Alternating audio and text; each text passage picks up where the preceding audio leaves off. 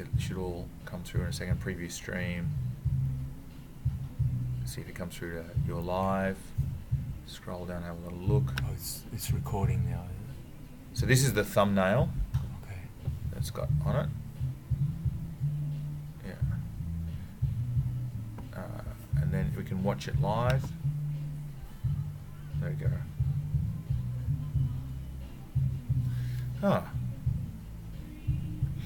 There we go. So we know that's live. So then, as it gets closer, so that's what's happening and what you can hear. As it gets closer, we'll flick over to start soon. Yeah. It's picking up your speaking. We're getting microphone in from this recording. Sorry, what's happening? We're getting sound in from this laptop. It's recording from in here.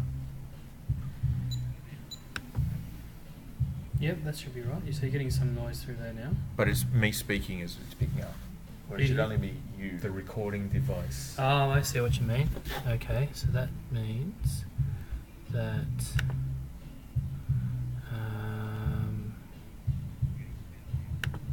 you want this one. So this is where.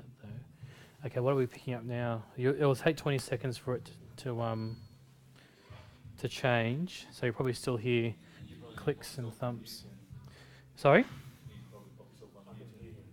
You can hear me? Am I clear? Am I nice and clear when you listen to me? Yeah, okay, but when I'm talking now, so I'm just asking if I'm nice and clear, or if I'm a bit muddy. I'm good?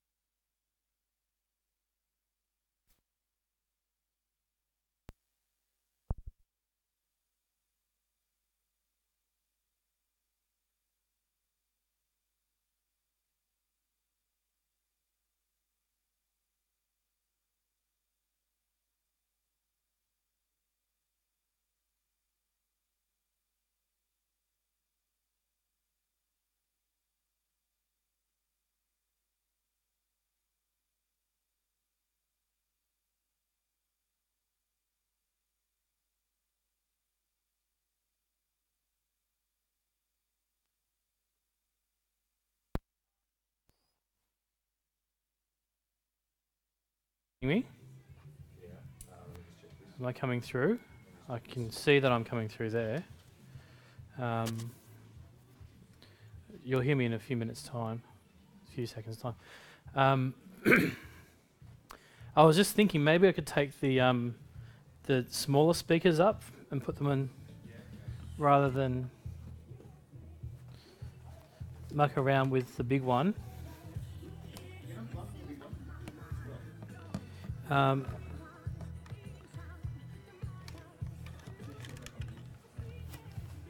Okay.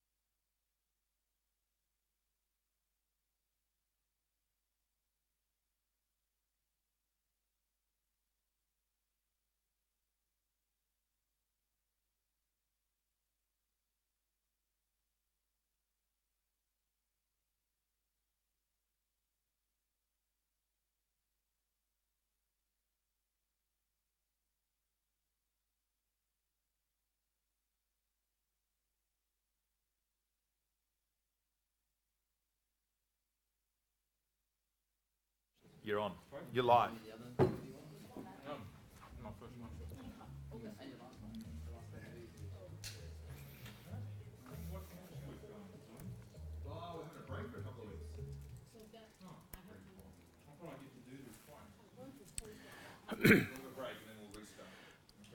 Well, hello, welcome to City Bible Forum. It's great to see you here.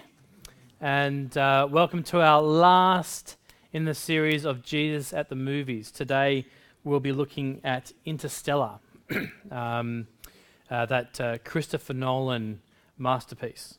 So, there we are, 23rd of June, Interstellar.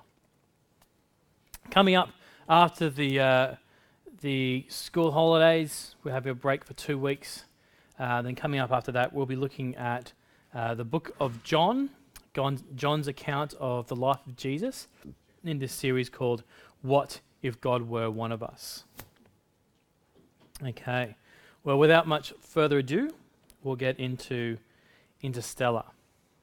Do not go gentle into that good night. Old age should burn and rave at close at day. Rage, rage at the dying of the light. This is a common motif throughout the movie, this fight against time, this fight against death. And I think the main thing that you can grasp from Interstellar is that the way that we look at life, our worldview, actually greatly impacts how we view death. And just beneath the surface of Interstellar is actually an exploration, a critique of 3 different worldviews and how they interact with this whole idea of death and extinction. And those worldviews are pragmatism, rationality, and romanticism. And we're going to see that actually each one is a little bit inadequate in the end. Now, this is a 3-hour movie. So you're here for the next 4. No. We've got a 3-hour movie with 3 distinct acts. If you're hoping that I'm going to do an in-depth word-for-word analysis of this movie, then I'm sorry. Everyone else needs to get somewhere. So we're going to have a quick look at the surface of the story, this great idea of saving humanity. And we're going to look at each of the 3 acts in the movie as we go and just explore what it has to say about that particular worldview that just lies underneath. Each worldview kind of has an explanation for evil, has an explanation of what love is and what it takes to save humanity. Okay, and then we'll have a think about why each one of those is just not quite adequate. So let's have a quick look at a clip from the movie, and then we'll go and have a look at that surface storyline.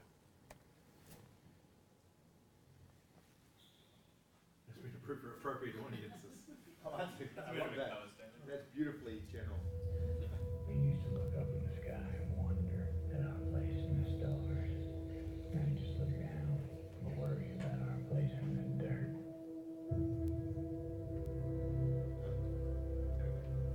Go for main engine start, T-minus 10. We must confront the reality that nothing in our solar system can help us. 9. I've got kids, Professor. How long will I be gone? 8. I'm asking you to trust me. 7. Murph, you have to talk to me, Murph. 6. I need to fix this before I go. I'm not sure when I come back. 5. Main engine start. Couldn't you have told her you were going to save the world? 4. You come marry. 3. One thing becomes really clear. 2. I just want to make sure your children feel safe. 1.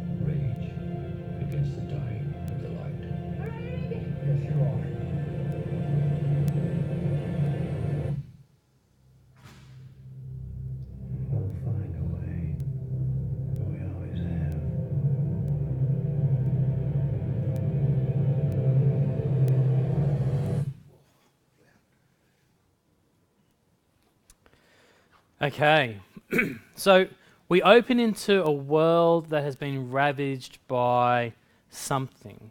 We're in a world that's slowly dying. Blight has destroyed crops. Humanity has moved into survival mode. And we're in a world where science and technology are no longer really trusted. NASA has gone into hiding. We're in a world that doubts that the moon landings actually happened. We're in a world that needs farmers, that doesn't need engineers. As one person says, we didn't run out of planes and television sets. We ran out of food. And the solution for the world seems to be, well, we just need more farmers, more people making food that will solve all our problems. But the NASA scientists discover the blight is taking over. One by one, it's just taking another and another plant. The dust from devastated farms is slowly suffocating the world. Professor Brand says, we weren't meant to save the world. We were meant to leave it. And so NASA invites a farmer, former pilot and engineer, Joseph Cooper, or Coop as he's known. And he's asked to leave his family behind. Now, here are the major players in the movie. You've got Coop and Dr. Brand. You've got Professor Brand. You've got Murph Cooper, the daughter of Coop. And you've got Dr. Mann. Now, Coop decides to leave. And he promised his daughter, Murph, who's clearly distraught, that he will one day return. He just doesn't know when. And so the expedition takes those astronauts, Coop and Brand and Miller and Romilly, to a new galaxy. They go through this mysterious wormhole into this new galaxy with 3 potential planets that they can survive as a humanity in. These planets have been discovered by the Lazarus explorers who went before, led by the amazing Dr. Mann. He's so special, we can't show you his face. There's a reason you can't see his face. There's a surprise as to who he actually is. So as they're doing the exploration, there are limited resources of fuel and time. There's a constant balancing between 2 plans, plans A and plans B. And I haven't stated it already, so I need to just say, spoiler alert. You can't understand this movie without actually going into what happens and things like that. So plan A and plan B. Plan A is to find a new planet and rescue humanity from Earth. The problem is the problem of gravity, the problem of interstellar travel can't easily be solved. We can't just take everyone on Earth and transport them into this new planet. There's a hoped solution, but it's flawed. Plan B is to find a new planet and start all over again with frozen embryos. So plan A saves humanity, plan B saves the species. So they explore these 3 planets, and planet A, the first planet, is a failure. They lose an astronaut and decades of time in exploring this planet. There's this whole time slipping and time dilation kind of thing that runs throughout the whole movie that gets a bit complex and hard to understand, but if you just go with it, essentially time becomes a resource that they need to consider. So they must choose which planet to visit next, which is going to cost them the least in terms of fuel and time so they can get back and save humanity. There's Dr. Mann's, which is closest, or there's Dr. Edmonds, who is no longer transmitting. And so, after discussion, they decide to go to Dr. Mann's planet. And they find Dr. Mann there in hibernation. But his planet is cold, it's toxic and hostile. He assures them that there's life, down beneath the frozen clouds that they've landed upon. But they soon discover, spoiler, Dr. Mann has lied.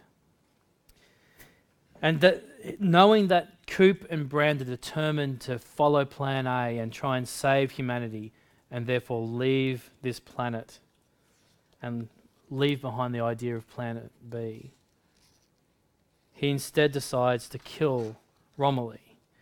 He abandons Coop to die in a toxic environment and possibly even leave Brand behind while he goes off to try and see the species survive on another planet. But Brand rescues Coop, and as they try to stop Dr. Mann from escaping with the rest of the ship, he fails to dock and blows a hole in the ship, almost destroying it. If it's not for the amazing skills of Coop, who manages to match the spin of the ship and dock with it and save it from falling into the planet. Except now things are worse. They're drifted into the gravity of the black hole. They're going to fall into it unless they angle themselves and use the gravity of the black hole to slingshot away. But to get away, they need to jettison parts of the ship. Newton's law of, every action, there's an equal opposite reaction. So they jettison the robot, who's also tasked to take measurements of the black hole as it goes in.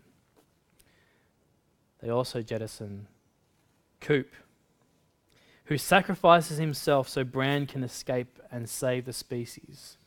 But there's also that slim hope that he'll be able to go into the black hole with the robot and somehow transmit the essential data missing from the equation so that Murph back home can solve the equation and get humanity off and see Plan A come to fruition. And so he plunges into the black hole, his ship breaks up, and he ejects into nothing before falling into the Tesseract. Yeah, it gets a bit weird now. The Tesseract is a three-dimensional portrayal of five-dimensional space. Of course, you knew that, right? And in this Tesseract, Cooper's actually able to interact with himself in the past, and so actually sends himself on the mission in the first place, but also is able to, more importantly, interact with Murph.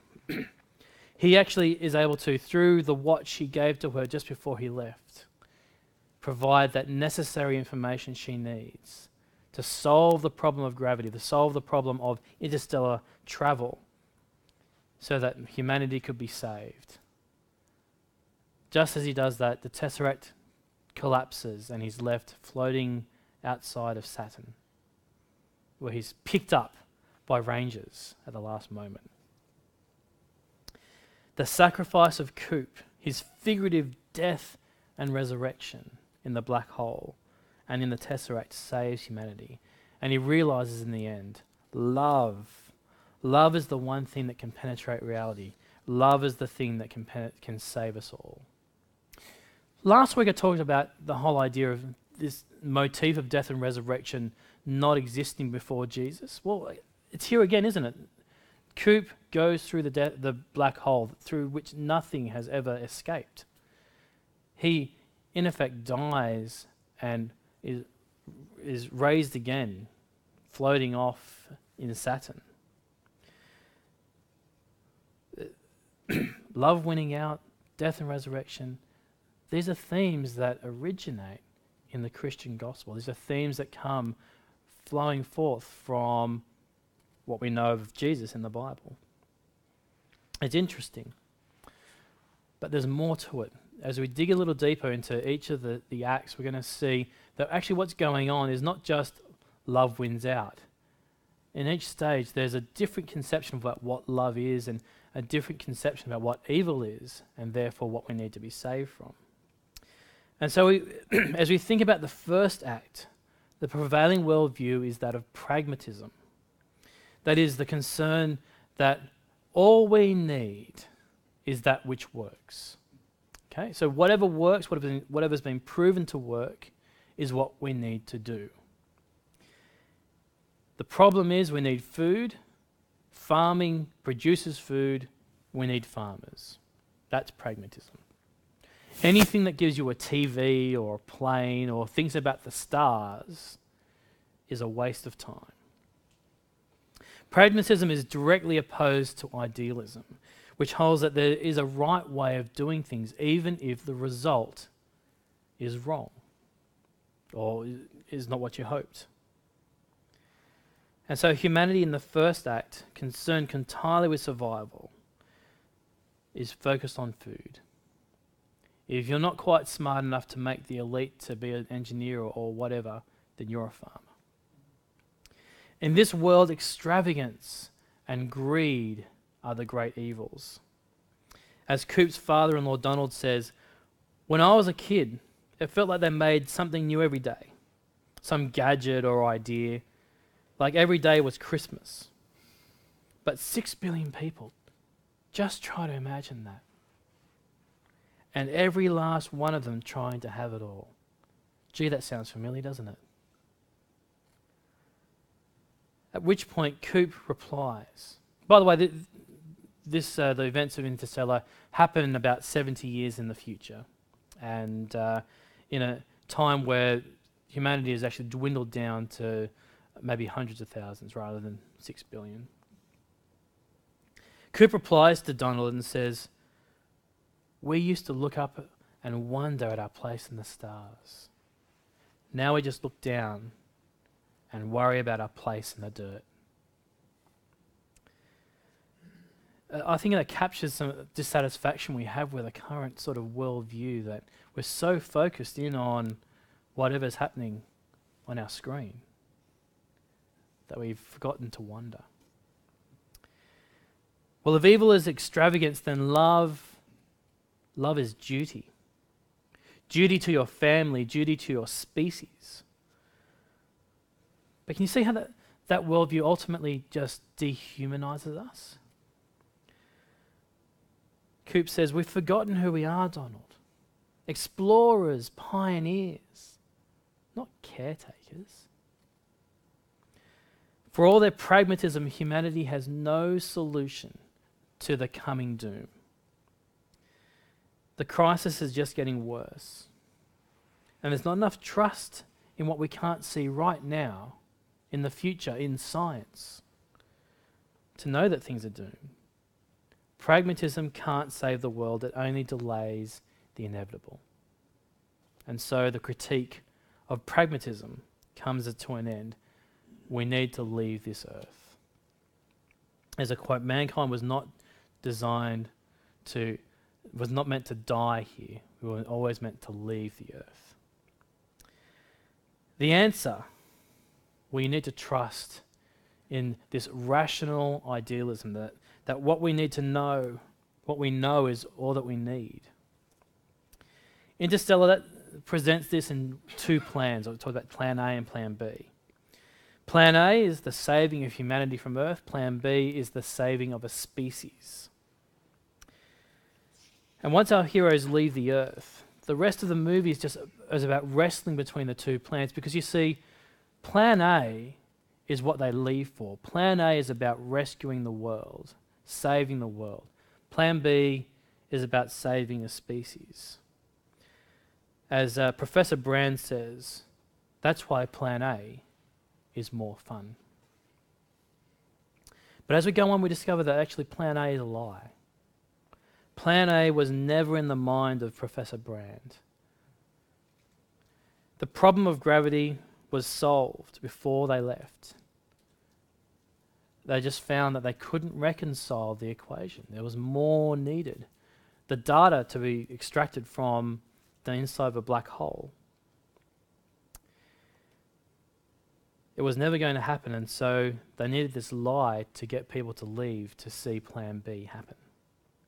As Dr. Mann explains, it's just too hard to ask people to sacrifice their lives to save a species. He says, evolution has yet to transcend that simple barrier. We can care deeply, selflessly for people we know, but our empathy rarely extends beyond our line of sight. The lie from Professor Brand, he says, is unforgivable. But Professor Brand was prepared to destroy his own humanity to save our species. He paid the ultimate sacrifice. To which Coop says, no, the ultimate sacrifice is being paid by the people on earth who he's given up on. You see, Dr. Mann, we're told, is the best of us. He's the one who convinced the people in the Lazarus missions to go out and to face certain death in the hope of finding the right place to live. But Dr. Mann, the best of us, can't live his worldview. He knew full well that his planet was no good. He knew full well that all he needed to do to be rescued was to push that button and send that signal saying everything was fine and that he'd be rescued. You see, his own needs for survival took over his idealism that he was somehow there to save the species. His own need for survival meant the death of Romilly and of Coop and possibly even Brand. And so man's death ends the second act, but it also ends any idea that pure, cool rationalism is the answer. See, Professor Brand and Dr. Mann, they represent this idea of this rational way of viewing the world. The idea that you just dispassionately weigh up the options and then you make a decision about what best suits or best fits the solution for humanity. Even if that solution means the death of everyone on earth, then that's where you go. For rationalism, evil is the refusal to face up to reality, the refusal to do your duty to the truth. For rational, love is just a social utility. It's just the thing that gets us to produce babies, to propagate the human race. And you might think, well, okay, rationalism, you've got a point, but it just doesn't sit right, does it? There's something missing in that worldview that just makes it abhorrent and evil. There's something missing that might just save us. And the inception for that idea is found in the middle of Act 2, in a conversation between Brand and Coop. Brand has just explained to Coop that Dr. Mann is the best of us, and how she's excited to be out here exploring these new planets, because when you go out there, you won't find evil. Sorry, I'm in the wrong bit. The other conversation Brand is having with Coop, sorry to confuse myself, where they're trying to discuss whether they go to Edmund's planet or Dr. Mann's planet. And it becomes revealed that actually Brand's got invested interest in going to Edmund's planet because she actually loved him before he left. And Brand says, yes, the fact that I loved him makes me want to follow my heart. But maybe we spent too long trying to figure this all out with theory. Coop says, you're a scientist, Brand. And Brand says, I am. So listen to me when I tell you that love isn't something we invented. It's observable, powerful. Why shouldn't it mean something? Coop. It means social utility, child rearing, social bonding, rationalism. Brand says, we love people who've died. Where's the social utility in that? Maybe it means more. Maybe it's something we can't understand yet. Maybe it's some evidence, some artifact of higher dimensions that we can't consciously perceive. I'm drawn across the universe to someone I haven't seen for a decade, who I know is probably dead. Love is the one thing we're capable of perceiving that transcends dimensions of time and space. Maybe we should trust that, even if we can't yet understand it. Cooper, yes, the tiniest possibility of seeing Wolf Edmonds again excites me. But that doesn't mean I'm wrong. And Coop replies, Honestly, Amelia, it might. See, Coop is dispassionately weighing up the options. He's not letting emotions dictate what they should do. But Brand is saying, no, hang on. Maybe love is the answer. This observable quantity that seems to defy physics, maybe love is the answer. And in Act 3, when Coop is in the Tesseract, he finally realizes love is the key. Brand was right. His love for Murph, his desire to keep his promise to his daughter, means that he is able to shape reality. He is able to come back and prove to Murph that his love is forever. He is somehow able to communicate across time through love. That same love that sent him into a black hole to figuratively die and rise again. That love that allows humanity to leave Earth to enact Plan A. And the movie portrays this as being the ultimate answer.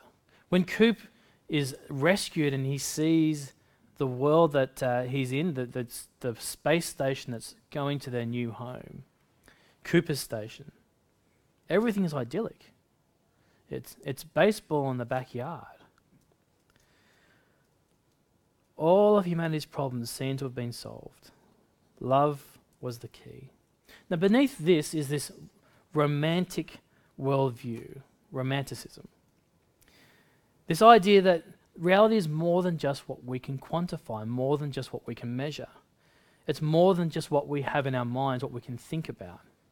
Our feelings, and notably love, are just as important than what we can deduce logically. You see, for romanticism, evil is actually that cold rationalism, that idea you have to remove emotions from decision making. Love is that very thing that can save us. As I've said, underneath Interstellar is this, you've got this cracking story of the salvation of humanity, but under the surface you've got these three worldviews all vying for dominance, all vying to show you that it is the one thing can save humanity. But the movie's all there to show you that pragmatism and rationalism actually don't cut it. You need romanticism. You need to hold on to the emotions and follow them, because maybe they are the key. Because pragmatism leaves us unprepared. Rationalism leads to evil, and it's unlivable. But romanticism tells you that despite our technological cleverness, we need to listen to our emotions, and particularly to love. But I think also within the movie there is a little hint that not everything in romanticism is as it's cracked up to be. This is the other conversation that I got confused about before between Brand and Coop, where she's just shared that Dr. Mann is the best of us. And she talks about exploring these worlds. And she's excited because out there is danger and excitement, but not evil. And Coop says, nature can't be evil? And Brand says, formidable, frightening, but not evil. And Coop says, so the only evil is what we bring with us? And Brand says, well, this crew represents the best aspects of humanity. And Coop says, even me? Brand says, hey, we agreed 90% honesty. Even there you see, not everything is right. Now, Dr. Mann is the best of us, according to Brand. But we've been shown in the movie that Dr. Brand is actually even the best of us. He's tainted by evil, tainted by some self promotion, some selfishness that leads to evil. Even the best of us, the movie says, hides evil in our heart. But also, if evil is only what we take with us, then love that saves humanity in the movie actually falls short of saving us truly. Because even though Dr. Mann is dead, the evil that we take with us is still there.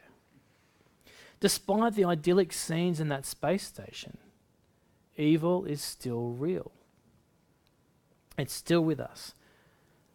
Coop's love hasn't solved evil. You see, our love has released us to the stars, but our evil has actually kept us grounded.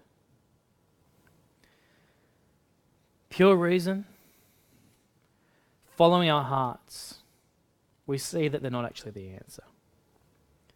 Now, the Bible's actually got two interesting things to say about this.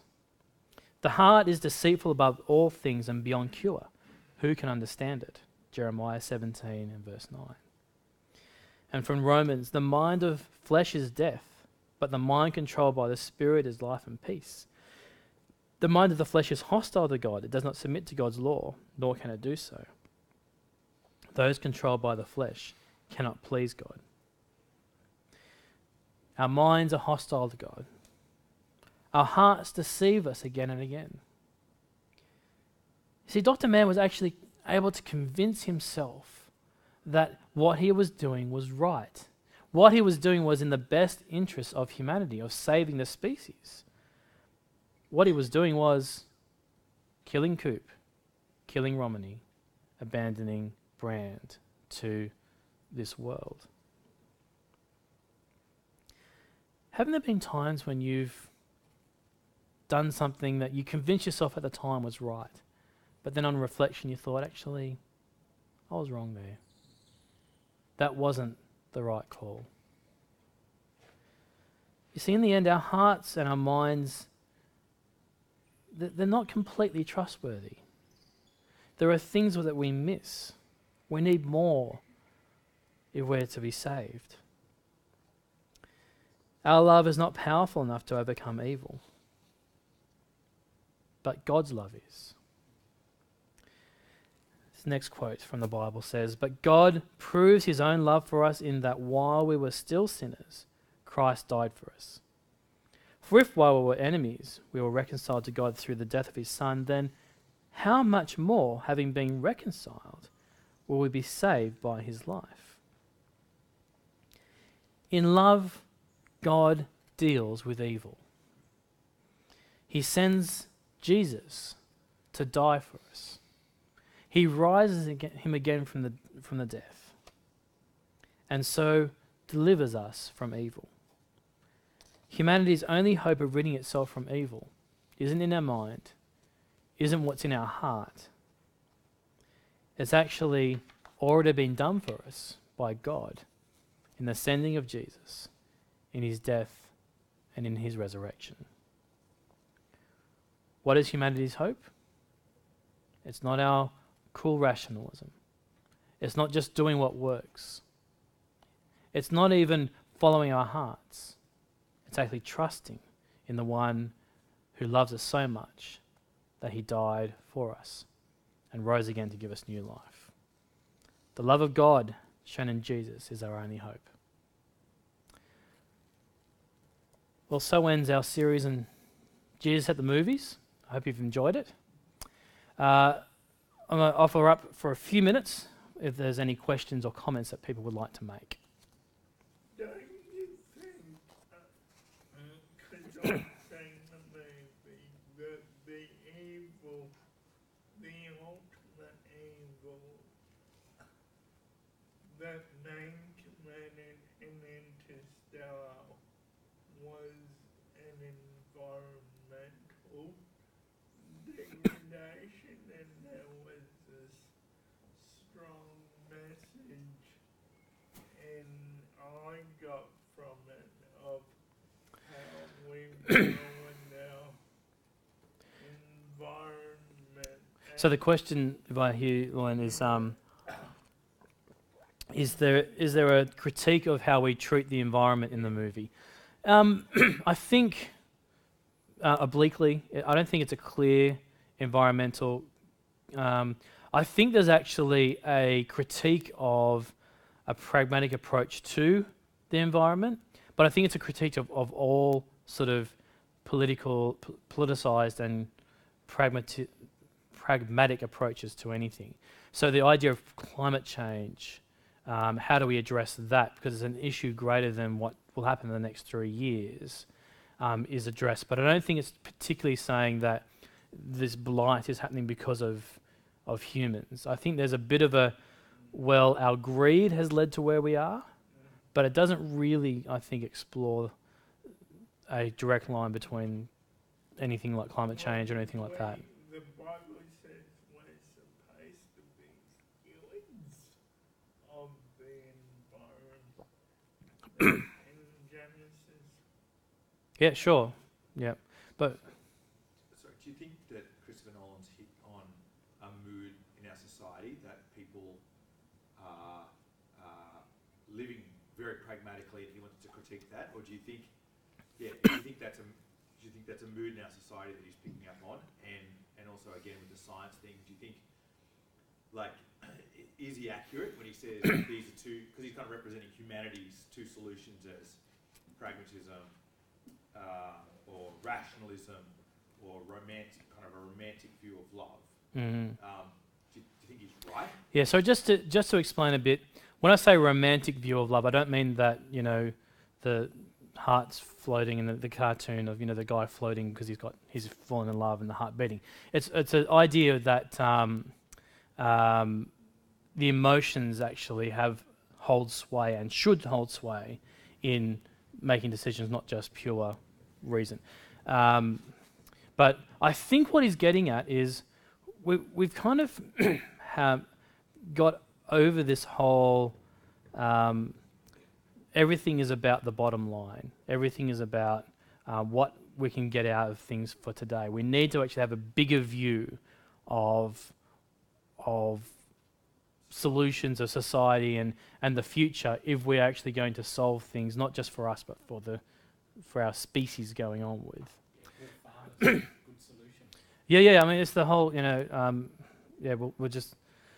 Sorry, there are so many political examples that come to mind that, but I don't want to be political at this point in time. But there's lots of different examples around our world of we'll do this because that'll fix it for the next few years, and then hopefully the electors will forget in our next term, and so on. It just seems that our political attention span doesn't last a year or weeks or whatever. Anyway, I think it's getting at this whole. We actually want to lead our leaders to present bigger pictures of how things should happen, and this idea that I think this maybe an emerging idea that this pure evidence-based and rationalist kind of thing, there needs to be room for, hang on, but that might work, it might hold up to evidence, but gee, it's ugly. Can't we do something that's a bit more compassionate, or do something that's a bit more... So I think there's a bit of that. Perhaps what they're saying is the world need old style leaders and thinkers, people who were full of flaws, but they had passion for what they wanted, and people were prepared to follow them despite their flaws. Yeah. So there's a bit of that, I think. Yeah. But I think there is. Sorry. Yep.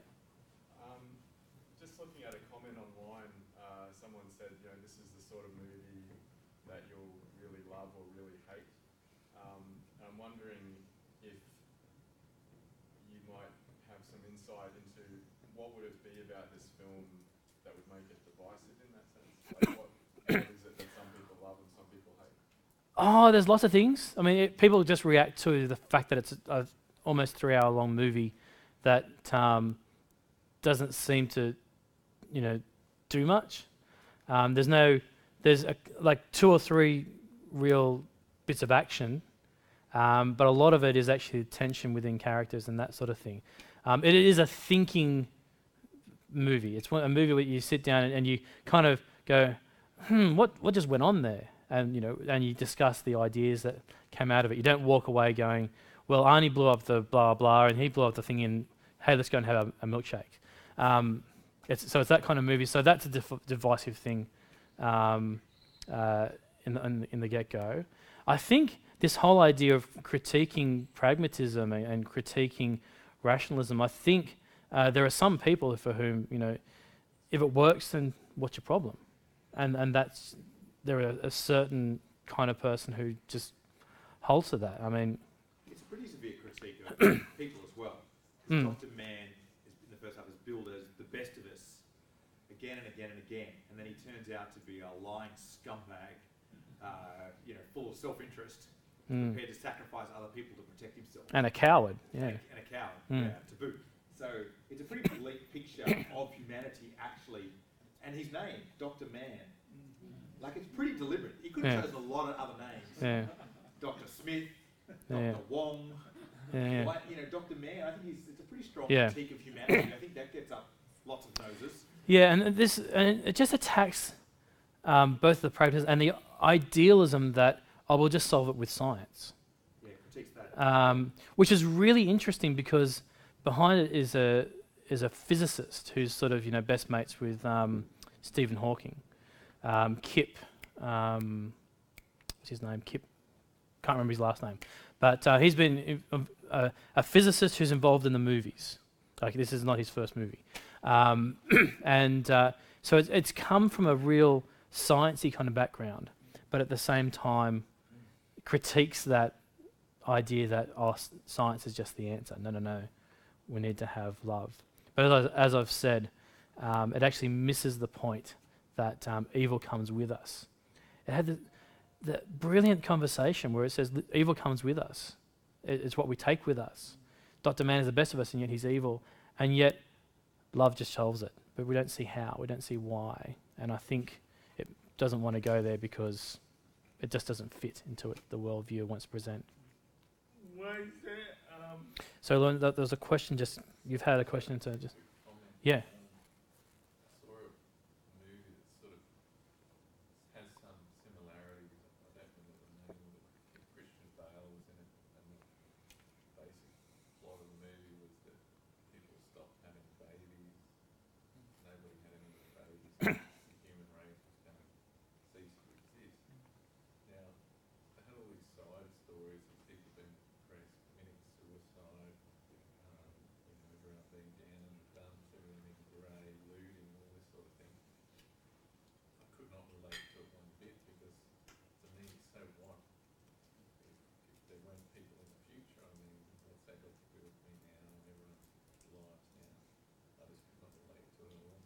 Mm-hmm. I think that just in some respects this movie, what's the point of saving the species? Humanity dies in the process. Yeah. Humanity So I think it's called Child of Man. Yeah, or something like that. And Children of Men, sorry. Singular, plural, who cares? Yeah, Clive Owen, I think. Yeah, I mean, it's a similar sort of concept that somehow in the future we're all infertile except for this one woman, and I actually haven't seen it, so I can't comment too much on it. But I think I'm hearing from you that maybe there's some people going, well, what's that got to do with me? In Interstellar as well, this whole idea that we might run out of food in 70 years. Well, I'm all good. I'm saying, what's the point in saving the species? What sort of goal is that? Yeah, so there's an unanswered question. Oh, I see what you're saying. Is humanity, are human beings valuable? Why would you bother? Like, other species have died off. The dinosaurs have died off. Like, isn't the point Yeah. we live now and relate to each other? Who cares whether we go on forever? But everyone's depressed and they stop living in the present moment because they're too worried about The future. It's interesting, isn't it? Because the climate change. Why are we so worried about climate change? Most of us, it's not going to affect us. We'll be dead. If you don't have kids, why are you worried? But we are worried. Isn't that interesting? Which I think is a good thing. But I just want to, it's interesting, what is it that what's going on there for society or culture?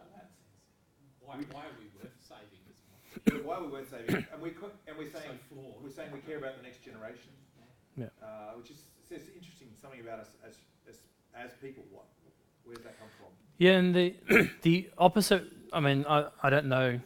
I'm not going to go into the intricacies of the whole debate, but in Australia at least, the whole tax on carbon, or it was actually a carbon. I can't remember what it was called, and that was like a year ago, and Didn't it change the world? and but the whole idea was we need to put this tax on so that even if it makes things difficult now, so that we can make sure the future is secure and sustainable. That's the word. And then the opposite view was, yeah, but if you wreck the economy now, which clearly this tax is going to do, or it has done, or whatever, then there's not going to be a suitable future for our kids going on anyway. So there is a kind of concern for the future. It's just a matter of, but what does it look like now? And Kevin Rudd call it the greatest moral challenge, yeah. greatest moral challenge of our time. Web debt. And then he scripted the greatest moral challenge. Yeah. And that's the problem. Because of the electoral cycle, our politicians are so concerned about the next election that they seem incapable of doing these grand things. And our time is up. So thank you for... we can stay here and discuss if you'd like. But for those of you who need to go, thank you for being here. So the next 2 weeks, we will not be here. If you turn up, then you'll be quite lonely. But the week after that, we'll be starting with our new series in the book of John, looking at Jesus. Thank you.